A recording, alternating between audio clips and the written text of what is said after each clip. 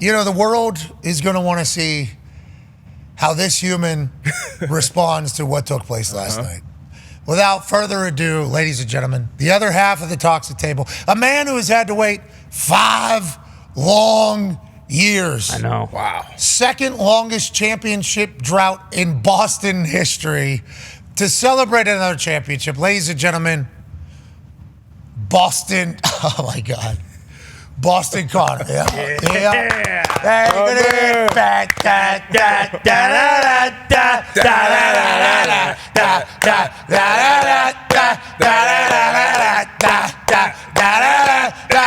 don't have all day.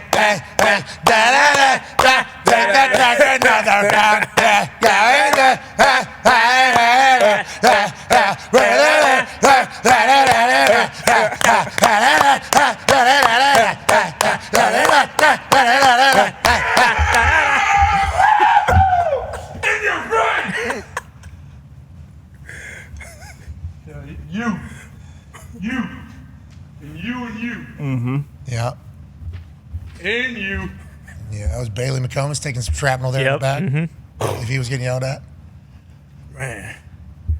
Can we do that again? We've done it 3 times already. Yeah. Can we do it one more time? But now it's actually official. The Boston Celtics have won the NBA championship. Congratulations, Connor. Thank you, man. Wow. What a ride. What a journey it's been, man. Honestly, I can't thank the fans enough, the team, the coaches, top to bottom, Brad Stevens, and Danny Ainge, please, of course. I mean, I'd be remiss not to mention him. And, you know, I want to also thank all the haters on the way. Who? You know, There's no haters. D-Butt, as soon as the Pacers got swept by the Celtics, as soon as they got swept, D-Butt texted me, "Hey, Mavs in 6, bitch." I was like, whoa, brother, okay. I didn't think that's how this was going to go. Yeah, but not a lot of people are picking the Mavs. Yeah, well, that's funny enough. 89% of the bets on the series prices, which Jaylen Brown, my teammate, my brother in arms, reminded everybody when he posted on his IG that, you know, actually most people bet on the Dallas Mavericks to win, but that's okay, you know, because it's been like that. Yeah, but sports personalities on TV, nobody. Yeah, unfortunately, they did. All took the Dallas Mavericks. And I'm not going to list any names, of course not, but I will say Molly from First Take, she had the Celtics because she knows basketball, baby, and that's just kind of the difference, is that the people who knew ball, the people who kind of go to bed at night knowing, like, basketball, that's my shit.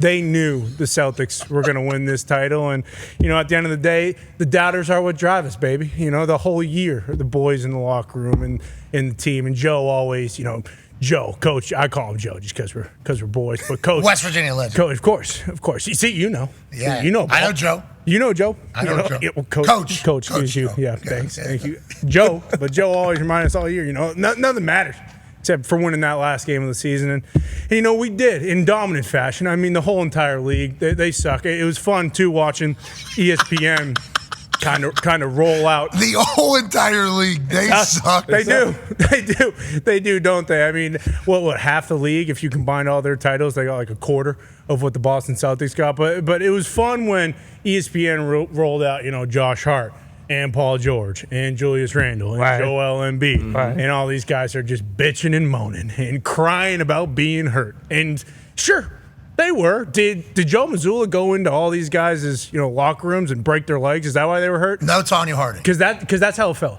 And, you know, at the end of the day, circumstances are circumstances. You know, I think some people on TV might have wanted the Celtics to just lose on purpose because they were playing teams that didn't have, you know, that weren't full strength, if you will. And, you know, then when we finally got to the finals, obviously, the team, when we finally got there, you know, it was, hey, Mavericks, fun's over.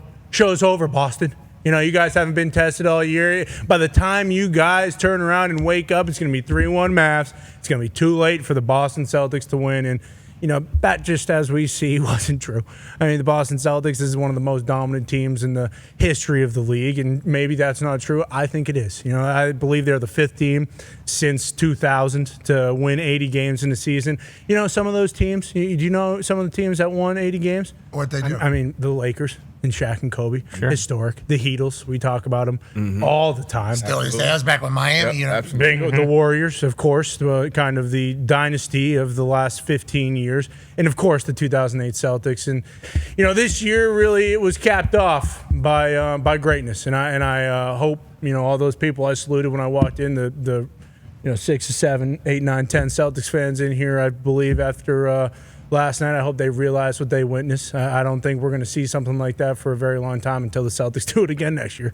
And then probably the year after that. We'll see what happens. But, yeah, to be completely honest, I could not be happier. Yesterday was one of the happiest days of my entire life, of my entire existence. You were nervous yesterday, wasn't he? Of course. Remember that? Oh, yeah. Well, you could feel the anxiety from him yesterday. Of course I was nervous. But, if I wasn't nervous, I wouldn't be ready. If I wasn't nervous, I wouldn't care as much as I do. Yeah, you earn the nerves. Bingo. You know what I'm saying? And pressure makes diamonds, and that's what the Celtics got, baby. They're getting diamonds going forward. We're going to get another one next year and the year after that. Missoula's already got some, places in the rafters where he sees some blank spots. Like, yep, could put one there. I saw him at 3:20 a.m. walking around. Is that what he was looking for? Still looking for new ones. Yeah, and I'm sure he's thinking, too, man, that was fun, but you know what's even more fun?